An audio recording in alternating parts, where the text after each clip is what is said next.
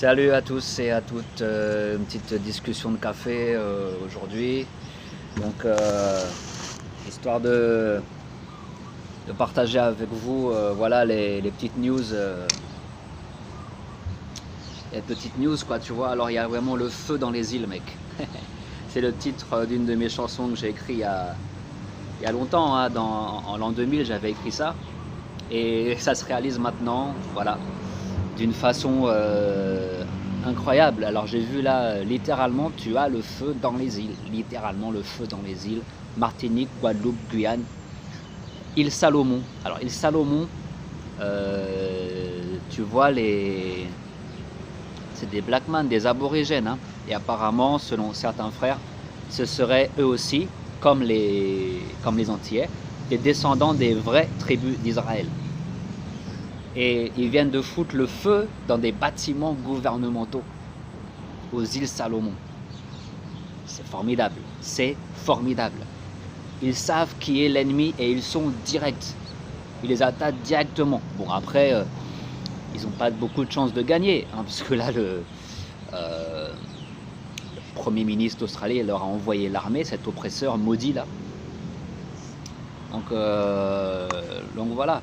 Et aux Antilles, c'est pareil. Voilà, l'oppresseur maudit Macron leur envoie les soldats, l'armée, voilà, pour GIGN, les trucs de terroristes et tout, pour calmer la rébellion. Mais non, les gens sont unis. Bon, pas tous, hein, bien sûr, il y a des cons qui comprennent rien, comme partout, tu vois. Mais il y a beaucoup plus d'unité et de combat par rapport au peuple français, par rapport à la France, par rapport à la Thaïlande. La Thaïlande, c'est des soumis finis par rapport à ça, tu vois. Donc, par rapport à, voilà, tout ça, vous comprenez, d'accord. Et là, ce qu'on voit, ça prend une tournure, ça prend une certaine tournure, où on voit que les Blacks, soit aux îles Salomon, aux Antilles, etc., aux États-Unis aussi, on va le voir ça, ils sont beaucoup plus réticents, tu vois, par rapport à la marque de la bête. Beaucoup plus réticents que les autres nations, tu vois. Pourquoi? Je sais pas si vous vous rappelez la vidéo que j'ai faite sur la guerre de Gog et Magog, hein, où je vous parlais des Israélites. Les Israélites sont attaqués. Les Israélites sont visés. Bien sûr, toute l'humanité est visée. Toute l'humanité est visée. Et Israël est dispersé dans toute l'humanité, n'est-ce pas? Mais les descendants des Israélites, je dois dire, sont très visés par l'élite. Et l'élite, c'est qui? L'élite, ce sont des descendants d'Édom et Amalek. Dans la Bible, Amalek, c'est l'ennemi numéro 1. L'ennemi numéro 1. Et Édom aussi. Édom et Amalek sont les fils de Ésaü. Ésaü, je crois qu'il est appelé aussi Édom. Mais Ésaü, c'est qui? Dans la Bible, c'est l'ancêtre des Européens. Enfin, des Européens. Des Blancs, entre guillemets. Soi-disant blancs. Tu vois. En fait, plus peau rouge en fait. C'est eux les peaux rouges en fait. Parce qu'au soleil, les blancs deviennent peau rouge, tu vois.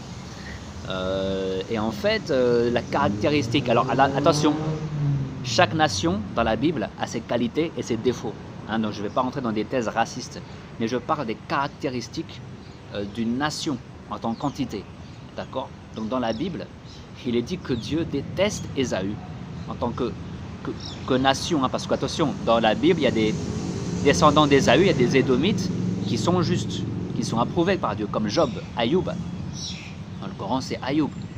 Donc tu as des personnes qui sont approuvées par Dieu, n'est-ce pas, dans tous les peuples, n'est-ce pas. Mais la caractéristique d'Édom, c'est de vivre par l'épée. Les gars, ils vivent par l'épée. Ils vivent de massacres. Voilà, donc ça, pour ça, tu regardes l'histoire voilà, de la Grèce, puis de Rome, des barbares, n'est-ce pas, européens, etc. Des croisades, après il y a eu quoi? Il y a eu ben voilà, la colonisation, l'esclavage, et puis aujourd'hui, ça continue, toutes les guerres d'Ésaü, ça continue, Première Guerre mondiale, Deuxième Guerre mondiale, et ça continue après Vietnam, où ils sont pris une bonne raclée. Ça, voilà, ça n'arrête pas, et maintenant c'est contre eux-mêmes, parce que ouais, ils tournent l'épée contre eux-mêmes, tu vois, contre leur propre peuple, et contre bah, tout le monde après, hein, contre tout le monde.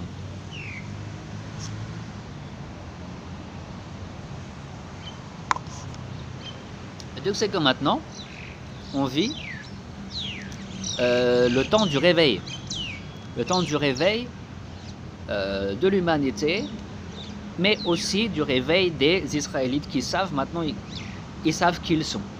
Pour énormément d'Israélites, c'est-à-dire je parle des Noirs américains, soi-disant Noirs américains, soi-disant Antillais, soi-disant Martiniquais, soi-disant Guadeloupéens, Guyanais, Jamaïcains, etc. Avec tout le message de nos aînés, eh bien, le fruit, c'est que maintenant, il y a un réveil qui se fait, et les gens, ils savent qu'ils sont israélites. Ils savent que l'Église catholique est une imposture, que l'Église de Rome, c'est une imposture. Voilà, donc le réveil se fait. Le réveil se fait. Sur tous les peuples de la terre. Tous les peuples, mais particulièrement, il faut l'avouer, plus les Israélites. Parce que, regardez, en France, quoi, ça n'a rien donné, ça n'a rien donné. Alors qu'aux Antilles, ça donne quelque chose. Regarde la Martinique, une petite île, tout, mais il y a eu du résultat. Il y a eu des fruits. La guerre n'est pas finie. La guerre n'est pas finie, mais ils ont gagné pas mal de batailles déjà. Par rapport à en France, voilà, je suis désolé les Français, ça dort vraiment, quoi, tu vois. Les Antillais sont beaucoup plus éveillés. Ils ont compris beaucoup plus de choses que les Français, voilà, de souche, tu vois. Faut l'avouer, d'accord. Bon, les Mahorais, Comoriens, ils font honte. Hein. Alors, soumis, complètement soumis. Je sais pas ce qui leur arrive. Eux, ils se réveilleront jamais. De toute façon, eux, c'est foutu. Et ils sont là, ils veulent juste attendre de, voilà, mendier les blancs. Ils sont encore dans le système de l'esclavage, tu vois, dans la tête. Ah, le bon blanc qui va me donner de l'argent. Qu'est-ce que je peux faire pour toi? Te cirer les chaussures? Voilà, c'est Mayotte, c'est les Comores, c'est encore ça, quoi, tu vois. C'est arriéré, quoi, quelque part, c'est arriéré. Ben oui, ben je vais vous le dire, hein. Je dis ça avec amour, hein. Si je vous aimais pas, je vous dirais, ah c'est bien, c'est bien, hein. Comme les Marine Le Pen, Macron, quand ils viennent vous voir, vous êtes bien, vous êtes gentil, c'est bien, hein. Ah vous êtes trop sympa. Voilà. Là, je vous dis, vous êtes une bande d'endormis, les gens. Mahorais, vous faites honte, vous êtes endormis. Voilà, il n'y a rien à faire avec vous de toute façon. Donc voilà, c'est pour ça que je suis plus à Mayotte. Hein. C'est pour ça, je sens que j'ai rien à faire dans ce pays. Comores, Mayotte, c'est mes origines, mais j'ai rien à faire là-bas. Je comprends pas ce peuple. La mentalité, ça colle pas. Vous n'êtes pas assez réveillés pour moi. Y a un truc qui va pas chez vous, tu vois.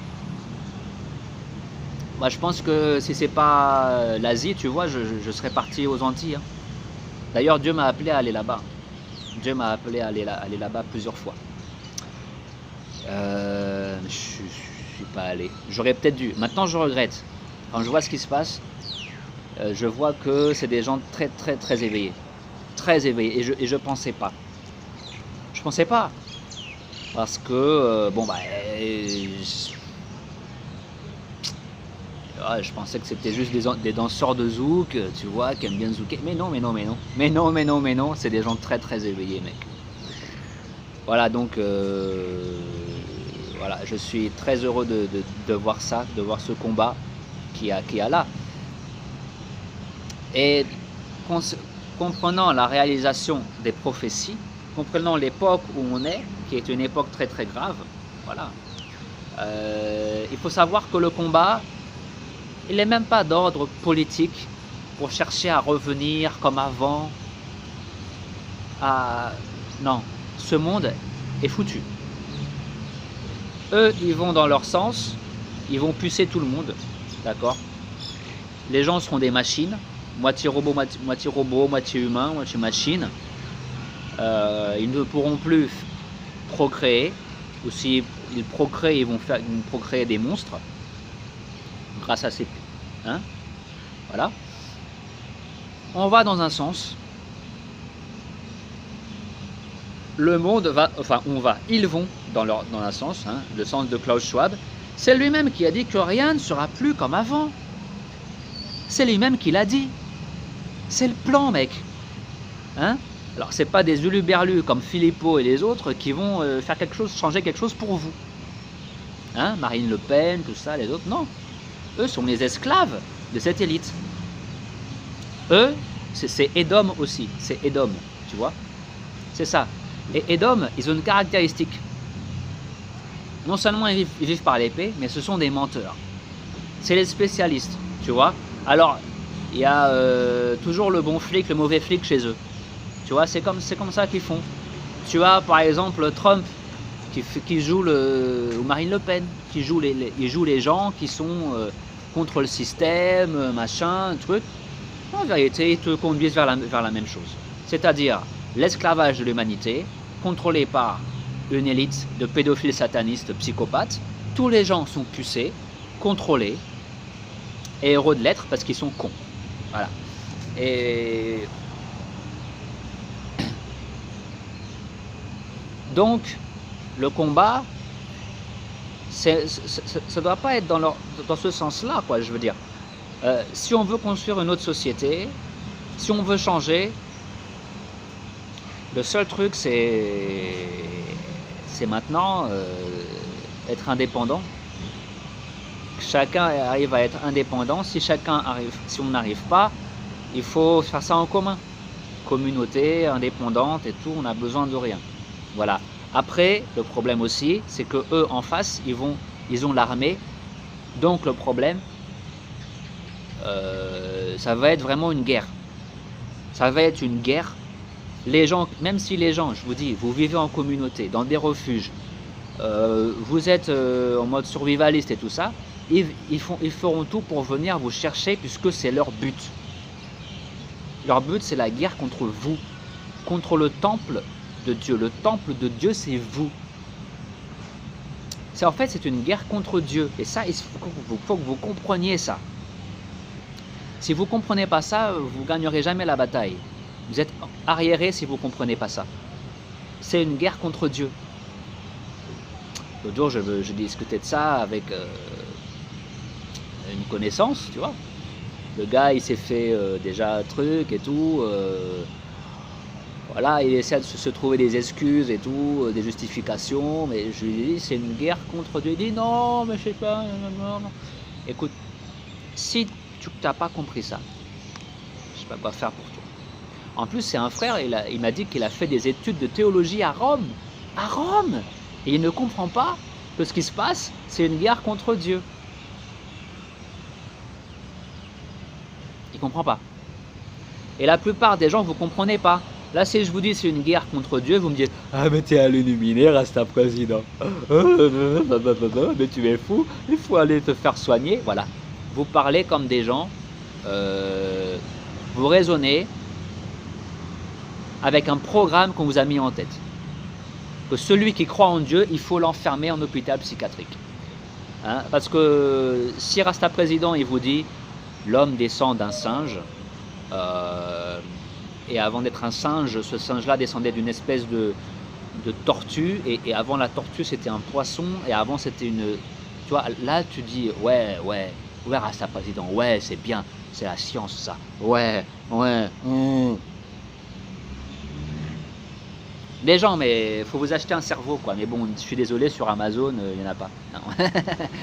Je peux rien faire pour vous. Il n'y a pas de cerveau sur Amazon. Tu vas à Carrefour, Leclerc, il n'y a pas de cerveau. Hein. Non, le cerveau, ça se développe par soi-même, les gars. Tu vois ce que je veux dire, mec? Donc c'est une guerre contre Dieu. Et pourquoi? Parce qu'on parle d'une élite de pédophiles satanistes. Littéralement c'est ça. C'est les satanistes les gens. Tu vois, c'est les satanistes. Et c'est une guerre. C'est une guerre. Donc, puisqu'ils adorent Satan, leur ennemi c'est Dieu. Tu vois, c'est comme moi par exemple. J'adore Dieu, mon ennemi c'est Satan. Mon ennemi c'est eux, c'est Satan. Tu vois ce que je veux dire? C'est ça, mec. Voilà.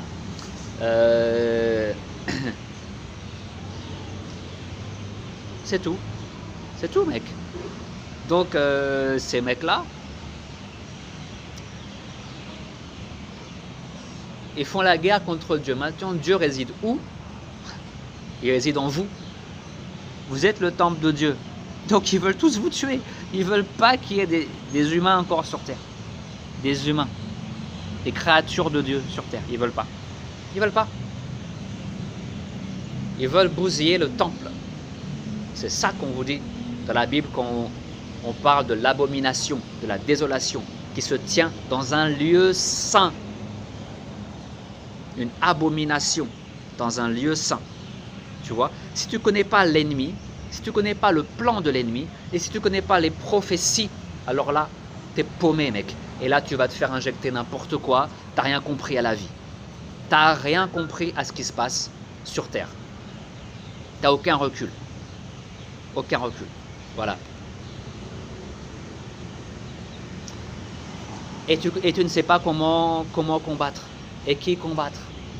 Tu vas marcher dans la rue, liberté, liberté. Oui, il faut le faire, d'accord. D'accord, c'est bien, mais...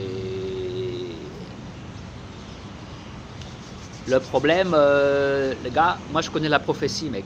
Ce qui est écrit, c'est écrit, mec. Et ce qui arrive, c'est la destruction. La destruction est proche. Regardez. Depuis une dizaine d'années, là, ils font tout pour les... hein? Ils leur donnent tous les droits. Tous les droits. Comme à Sodome et Gomorrhe. Tu vois? Regardez qui c'est qu'il y a en France aujourd'hui, là. Un gars qui se fait rentrer dans son fion, tu vois? Hein? Il se fait rentrer des saucisses dans le fion, le mec. D'ailleurs, il a fait une... voilà, il a invité à l'Elysée, là, pour... voilà. Tu vois? C'est signé, mec, c'est signé. Donc, c'est comme à l'époque de Sodome et Gomorrhe. C'est comme à l'époque de Noé, avec toutes les expériences d'hybridation et tout ça et tout ça. C'est la même chose. Donc, si ça, ça ne vous suffit pas, pour savoir que la destruction arrive sur cette terre, quelque part, mec, je ne devrais pas vous dire ça, mais vous n'avez rien à faire à lutter contre eux parce que c'est la destruction qui arrive. Et eux, ils savent qu'ils sont foutus. Ces élites-là, ils le savent très bien qu'ils sont foutus et que le Seigneur, il arrive, leur Seigneur, le Seigneur de l'univers, il arrive, il va les fracasser. Il va les fracasser. Et les élus, ils seront enlevés. Les élus seront à l'abri, ils seront enlevés le jour J. Et même s'il y a des élus avant qui meurent en martyrs, le jour J, ils seront ressuscités de la même façon que Yeshua, le Christ, a été ressuscité après son martyre. De la même façon. Donc ils savent qu'ils sont foutus. La seule chose que tu as à faire, parce que tu dois savoir que tous les gens, la plupart des gens, 99% des gens seront pucés. Ils vont accepter le système. Ils vont adorer le diable. C'est ça, adorer le diable. C'est pas forcément le Satan, il est là et tu te prosternes à ses pieds. Ils vont adorer la bête. Dit la Bible, la bête, le gouvernement mondial, ils vont l'adorer. Ils vont se soumettre. Ils vont se soumettre. La plupart des gens vont se soumettre. Donc, il n'y a rien à faire. sauf propager ce message du salut, mec. Si tu as un autre message à propager que ce message du salut comment? En restant dans la droiture, en faisant un travail sur soi, travailler à son propre salut, rester dans la droiture, la justice, du mieux qu'on peut, ne pas recevoir la marque de la bête.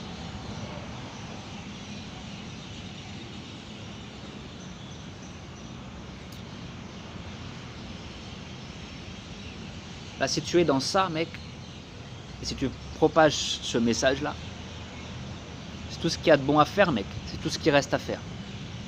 Bientôt, je vous dis, on n'aura plus rien. On ne pourra plus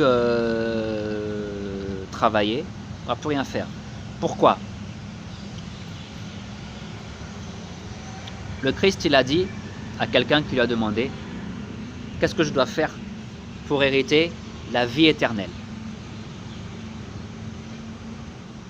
Alors, il y en a qui vont dire à cette question pour hériter la vie éternelle, tu dois croire que le Christ est mort pour tes péchés et c'est bon, tu es sauvé. C'est pas ce que le Christ a répondu. Hein, il a dit, si tu veux avoir la vie éternelle, tu suis les commandements, tu gardes les commandements. C'est-à-dire ne pas commettre l'adultère, ne pas voler, ne pas mentir, honore ton père et ta mère, aime ton prochain comme toi-même. Voilà. Le mec, il a dit, ben, je fais tout ça, donc qu'est-ce qu'il reste à faire? Et ben, il dit, ben, comme c'était un homme riche, toutes tes richesses, tu les donnes aux pauvres, et tu me suis. Le mec, il a abandonné toutes les richesses, man, pour des pauvres. Il a dit, non, ça, je peux pas, tu vois. Donc là, mais c'est ça ce qui va nous arriver. On va être forcé de dire non au RSA, de dire non au travail, de dire non à l'argent, non à ce monde totalement. Et là, on verra qui est vraiment un disciple du Christ. Qui est vraiment un disciple du Christ? Là, on va le voir. Hein, donc, tous ces pasteurs qui tiennent à leur business, vous allez voir partir au feu. Ils vont partir au feu, mec. Ils vont prendre la marque de la bête. Ils n'ont pas le courage. Ils n'ont aucun courage, ces gens. Ils prêchent même pas le vrai évangile, mec. Tu vois? La vie éternelle, c'est tu obéis au commandement, mec. Et tu abandonnes tout ça. Tu vois? Après, ils vont te dire, ouais, mais le sang et la chair du Christ, nani nana, le Christ a dit, il faut boire mon sang et nanani, ma chair. Ça, c'est pas... Après, ils ont inventé la communion. Ça, c'est des trucs bidons. Ils n'ont même pas compris ce que Jésus il a dit. Jésus a expliqué dans le même chapitre là, de Jean que la chair et le sang, c'est ses enseignements, sa parole. Et ses disciples ont compris. Il a dit, oui, tu as des paroles de vie. Yes, tu as des paroles de vie, mec. Il a dit, gardez la parole en vous, gardez ma parole en vous. C'est ça qui donne la vie. Sa parole, ça c'est dans nos enseignements que tu appliques, n'est-ce pas? Parce que quand tu appliques la droiture, ça c'est dans les proverbes de la Bible aussi, quand tu deviens quelqu'un de juste, tu appliques la droiture, ça crée en toi, il est dit, un arbre de vie, tu deviens un arbre de vie. L'arbre de la vie du jardin d'Éden, il est en toi-même. C'est toi-même quand tu appliques la droiture, mec. Tu vois? Et c'est là où, je ne dis pas qu'il n'y a pas de sacrifice de Christ. Le Christ, il est là pour nous, par son sacrifice, il nous sanctifie, il nous justifie, bien sûr. Mais ça ne veut pas dire qu'on doit déconner, hein, parce que tous ceux qui vont déconner, là, ils vont aller au feu. Hein.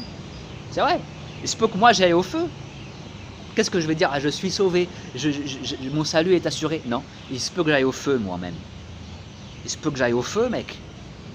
Attention, quoi. Attention, quoi. Ah, il faut toujours se remettre en question et tout, mec. Il faut être honnête envers soi-même. Oui, je suis un pécheur. On est des pécheurs. Voilà. Mais ça ne nous empêche pas de... Ah, vous comprenez ce que je veux dire.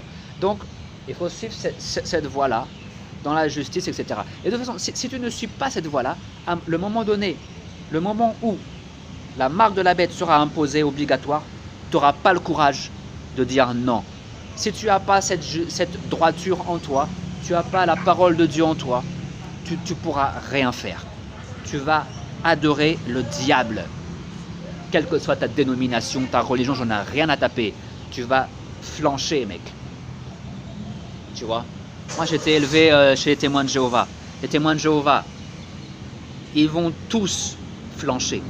Ils vont tous se prosterner devant le diable, sauf les gens parmi eux qui auront le courage de quitter cette fausse religion pour aller dans la parole du Christ, la droiture, la repentance, la droiture, etc. Tu vois? Voilà. Maintenant, attention au chemin que vous choisissez, les gens. Ah, le chemin que vous choisissez, attention, mec. Hein. Ouais, tu choisis des fausses religions, mec. Tu vas te prosterner devant des idoles, mec. T'es paumé, tu vas au feu, mec. Tu vas au feu, mec. Tu vas au feu, mec. Tu te prosternes devant la pierre noire, là. Mec, et tu crois que la pierre noire, en la touchant, ça va absorber tes péchés? Mais qu'est-ce que la pierre noire peut faire pour tes péchés? Hein? Qu'est-ce qui va absorber tes péchés? C'est le sacrifice du Christ déjà. Tu vois? Quelque part dans le temple d'Ismaël, la pierre noire était juste, la pierre était le symbole du Christ. La pierre qui est à l'angle du temple, etc. Il y a pierre maîtresse de l'angle du temple, etc. Et ça, c'était une image dans le temple d'Ismaël, qui était aussi un temple israélite. C'était un temple israélite, mais ça, c'est une autre histoire. C'était un lieu de pèlerinage israélite, la Kaaba, tu vois. Mais ça, c'est une autre histoire, mec. C'est une autre histoire, c'est même pas important. Vu que tout ça, ça a été aboli. Le temple à Jérusalem, détruit. Donc,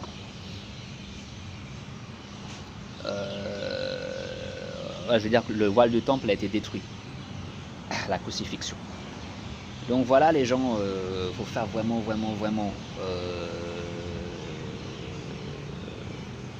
gaffe à nous-mêmes, quoi, tu vois. Et moi, je vous dis ça, je me parle à moi-même aussi. Hein. Je suis pas un hypocrite, là, à vous dire, ouais, je suis parfait, je suis truc, machin. Mais c'est que par l'expérience et par le travail sur moi-même, je suis amené à vous parler, tu vois, c'est tout. Je suis amené à vous parler, tu vois, par le ressenti, le feeling et tout ça, quoi, tu vois, par ma conscience, tu vois. Si je vous parle pas, si je vous dis rien, je fais quoi? J'ai quoi d'autre à faire de ma life, man? J'ai quoi d'autre à faire de ma vie, mec? Qu'est-ce que je gagne à vous parler comme ça? Je gagne rien, mec, je gagne rien. Gratuitement, de bon cœur, voilà, quoi, tu vois ce que je veux dire? C'est tout. C'est tout, man, tu vois. C'est tout ce qu'on a à faire. C'est ça, mec. C'est ça. Tu vois? Et il faut annoncer aux gens la vérité. La vérité, c'est quoi? Le royaume de Satan va s'écraser. Le royaume de Dieu, il arrive sur terre. Il arrive sur terre, mec. Tu vois ce que je veux dire? Donc, voilà, il faut se préparer à ça, moi je vous dis, vous allez être étonnés.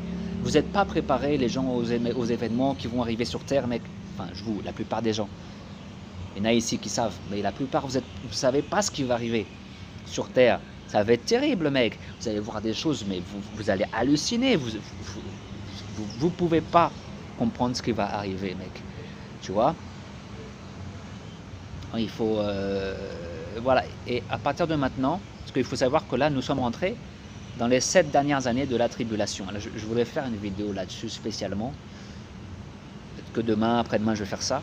Mais voilà, là, on est rentré dans la tribulation, mec. Dans les 7 années de tribulation. Les 7 dernières années. Et c'est le pape qui a commencé ça cette année. C'est Laudato Si. Laudato Si, c'est le changement climatique. c'est l'histoire du changement climatique, le COP26. C'est les jésuites qui sont derrière ça, c'est le pape qui est derrière ça. Et Daniel, quand il parle de celui qui va faire une alliance, il n'a pas dit une alliance de paix avec Israël, il est une alliance avec énormément de gens. Là, c'est une alliance avec le monde. Pour 7 ans. C'est une alliance de 7 ans, le Laudato Si. Et c'est le pape qui l'a commencé 7 années. 7 années. Maintenant. Ça commence maintenant déjà. Et le COP26, c'était par rapport à ça. Donc,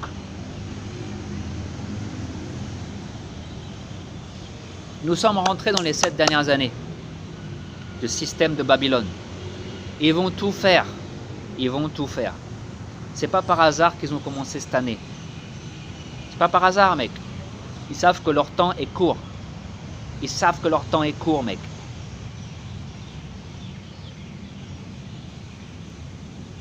Parce que aussi, ils étudient les prophéties.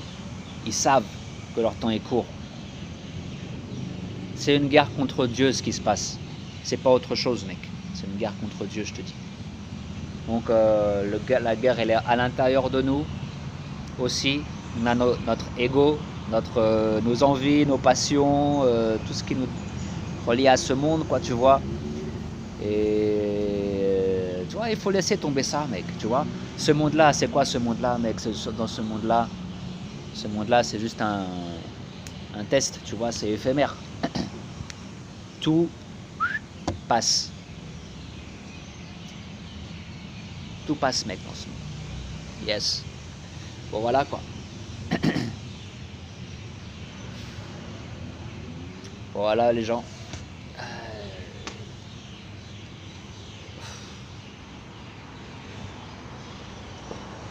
Terminé ma prêche. J'ai parlé selon le feeling, là, mais voilà, quoi. Donc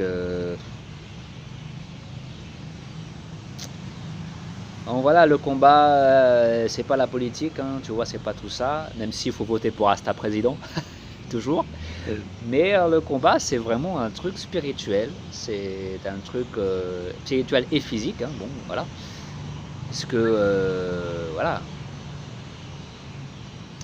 Donc c'est un combat, c'est une guerre contre Dieu, il faut comprendre ça. Si t'as pas compris ça, tu réussiras pas dans la vie, man.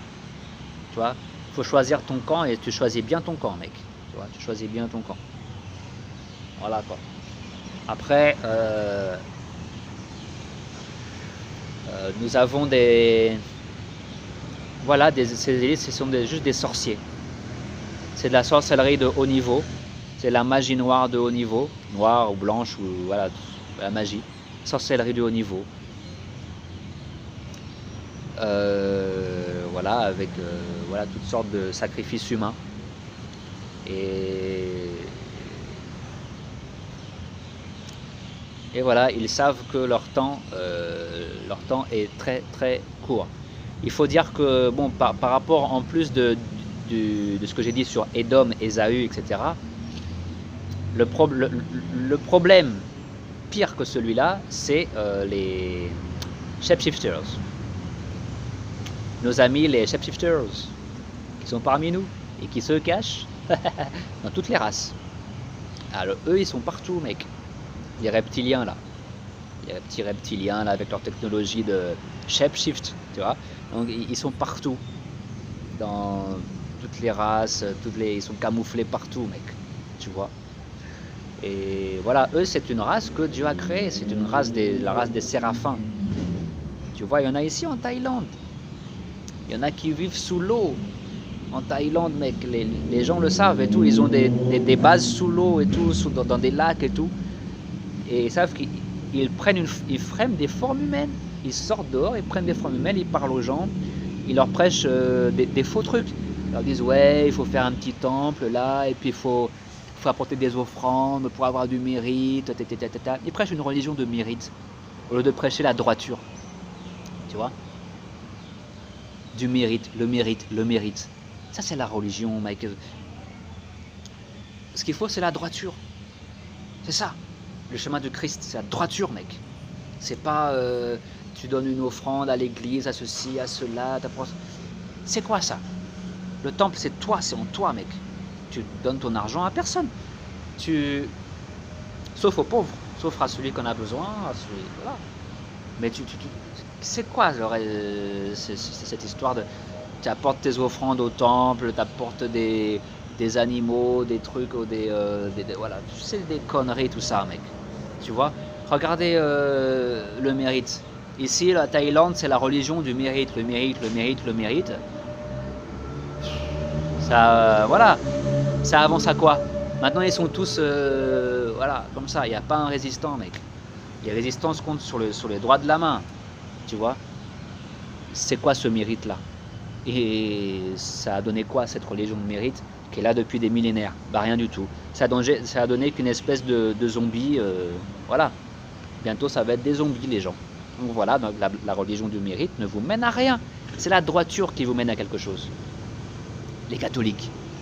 Le catholicisme. Parce que cette religion de mérite-là, on vous dit que pour éviter d'aller en enfer, tu dois porter une médaille de Marie. T'es fou, quoi? Tu dois réciter ceci, cela. Non, c'est pas ce que Christ a dit. Tu veux la vie éternelle, tu obéis aux commandements. Tu suis les commandements, voilà. T'aimes Dieu, t'aimes le prochain, tu es dans la droiture. Voilà. Non, mais toi, tu veux pas ça. Tu veux pas ça, mec. Toi, tu veux une petite médaille de Marie. C'était fou, quoi. C'est pour ça, les gens... voilà, quoi. Bon, allez, les gens, à bientôt. Bonne soirée à vous. Portez-vous bien. Shalom.